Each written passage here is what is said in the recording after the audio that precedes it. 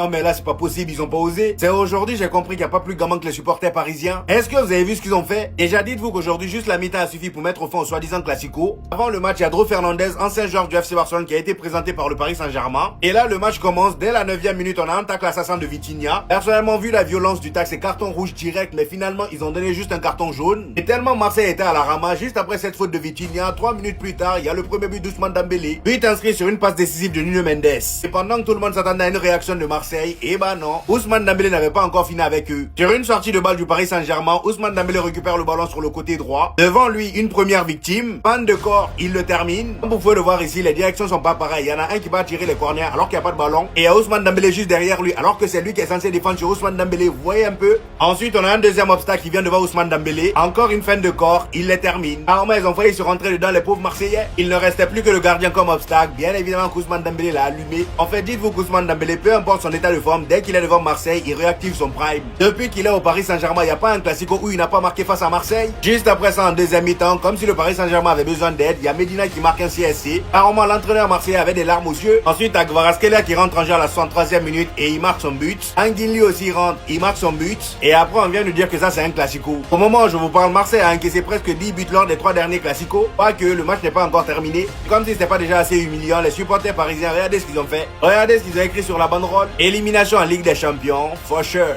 Que des gamins.